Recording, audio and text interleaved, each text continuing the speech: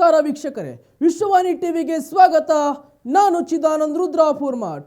ದರ್ಶನ್ ಅಭಿಮಾನಿಗಳಿಗೆ good news. ಹೌದು, ಚಿತ್ರದುರ್ಗದ ರೇಣುಕಾಸ್ವಾಮಿ ಪ್ರಕರಣದಲ್ಲಿ ಜೈಲು ಪಾಲಾಗಿ ತಾತ್ಕಾಲಿಕ ಜಾಮೀನಿನಲ್ಲಿದ್ದ ನಟ ದರ್ಶನ್ಗೆ ಹೈಕೋರ್ಟ್ ಪರ್ಮನೆಂಟ್ ಜಾಮೀನು ನೀಡಿದೆ. ಆದರೆ ಕೆಲವು ಷರತ್ತುಗಳನ್ನು ಹಾಕಿದೆ. ದರ್ಶನ್ ಕೇಸ್ ವಿಚಾರವಾಗಿ ಹೈಕೋರ್ಟ್ ಏನು ತೀರ್ಪು ನೀಡಬಹುದು ಎಂಬ ಕುತೂಹಲಕ್ಕೆ ಈಗ ತೆರೆ ಬಿದ್ದಿದೆ. ಪವಿತ್ರ ಗೌಡ ಸೇರಿದಂತೆ ಎಲ್ಲ 7 ಆರೋಪಿಗಳಿಗೆ ಜಾಮೀನು ಸಿಕ್ಕಿದೆ. ಹೈಕೋರ್ಟ್ ತೀರ್ಪಿನಿಂದಾಗಿ ದರ್ಶನ್ಗೆ ಈಗ ನಿರಾಳವಾದಂತಾಗಿದೆ. ದರ್ಶನ್ ಬೆನ್ನು ನೋವಿನ ಕಾರಣ ಕೊಟ್ಟು ಜಾಮೀನು ಕೇಳಿದ್ದರು. ಅಧೀನ ನ್ಯಾಯಾಲಯ ಅವರಿಗೆ ತಾತ್ಕಾಲಿಕ ಜಾಮೀನು ನೀಡಿತ್ತು. ಆ ಬಳಿಕ ಅವರು ಶಾಶ್ವತ ಜಾಮೀನು ಕೋರಿದ್ದರು. ಆದರೆ ಅಧೀನ ನ್ಯಾಯಾಲಯ ಇದನ್ನ ವಿರೋಧಿಸಿತ್ತು. ನಂತರ ದರ್ಶನ್ ಮತ್ತು ಇತರ ಆರೋಪಿಗಳು ಹೈಕೋರ್ಟ್ ಮೊರೆ ಹೋಗಿದ್ದರು.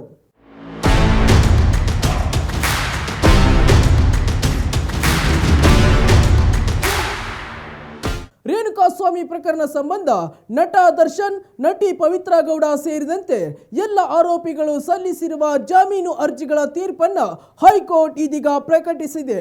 ಪ್ರಕರಣದ ಆರೋಪಿಗಳಾಗಿರುವ ನಟ ದರ್ಶನ್, A1 ಆರೋಪಿ Pavithra Gowda, manager R Nagaraju, Darshan car ಚಾಲಕ ಎಂ ಲಕ್ಷ್ಮಣ್, ಆಪ್ತರಾದ ಅನುಕುಮಾರ್, ಜಗದೀಶ್ ಮತ್ತು ಪ್ರದೋಷ್ ರಾವ್ ಅವರ ಜಾಮೀನು ಅರ್ಜಿಗಳ ವಿಚಾರಣೆಯನ್ನ ನ್ಯಾಯಮೂರ್ತಿ ಎಸ್ ವಿಶ್ವಜಿತ್ ಶೆಟ್ಟಿ ಅವರ ಪೀಠ ಕಳೆದ ಸೋಮವಾರ ಪೂರ್ಣಗೊಳಿಸಿತ್ತು.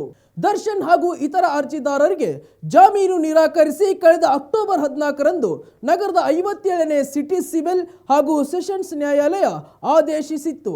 ಹಾಗಾಗಿ ಹೈಕೋರ್ಟ್ ಮೊರೆ ಹೋಗಿದ್ದರು. ವಿಚಾರಣೆ ವೇಳೆ ದರ್ಶನ್ಗೆ ನೀಡಲಾಗಿರುವ ಮಧ್ಯಂತರ ಜಾಮೀನು ಕುರಿತು ಆಕ್ಷೇಪ ವ್ಯಕ್ತಪಡಿಸಿದ್ದ ವಿಶೇಷ ಸರ್ಕಾರಿ ಅಭಿಯೋಜಕ ಪಿ ಪ್ರಸನ್ನಕುಮಾರ್, ಶಸ್ತ್ರಚಿಕಿತ್ಸೆಗೆ ಒಳಗಾಗಲು ಅಕ್ಟೋಬರ್ 30ರಂದು ಹೈಕೋರ್ಟ್ ದರ್ಶನ್ಗೆ 6 ವಾರಗಳ ಕಾಲ ಮಧ್ಯಂತರ ಜಾಮೀನು ನೀಡಿದೆ.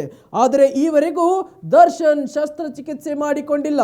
ಹಾಗಾಗಿ ಅವರ ಮಧ್ಯಂತರ ಜಾಮೀನು ಆದೇಶವನ್ನ ರದ್ದುಪಡಿಸಬೇಕು ಎಂದು ಕೋರಿದ್ದರು.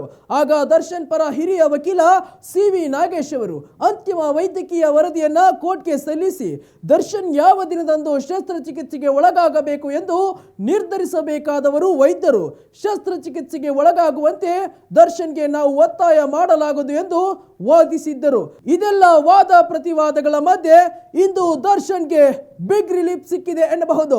ಯಾಕಂತಂದ್ರೆ ಕಳೆದ 6 ತಿಂಗಳಿನಿಂದ ದರ್ಶನ್ ಜೈಲಲ್ಲಿದ್ದು ಹೊರಗಡೆ ಬಂದಿದ್ದರು. ಇಂದಿನಿಂದ ರೆಗ್ಯುಲರ್ ಬೇಲ್ ಮುಖಾಂತರ ದರ್ಶನ್ ಮತ್ತು ಅವರ ಸಹಚರರು ಹೊರಗಡೆ ಇರಲಿದ್ದಾರೆ. ವೀಕ್ಷಕರೇ, ಇದಾಗಿತ್ತು ಇವತ್ತಿನ ಸ್ಪೆಷಲ್ ಸ್ಟೋರಿ. ಮತ್ತಷ್ಟು ವೈವಿಧ್ಯಮಯ ಸುದ್ದಿಗಳಿಗಾಗಿ ವಿಶ್ವವಾಣಿ ಟಿವಿ ಮತ್ತು ವಿಶ್ವವಾಣಿ ಟಿವಿ ಸ್ಪೆಷಲ್ ಚಾನಲ್ ಅನ್ನು ಸಬ್ಸ್ಕ್ರೈಬ್ ಮಾಡಿ. ನಮಸ್ಕಾರ.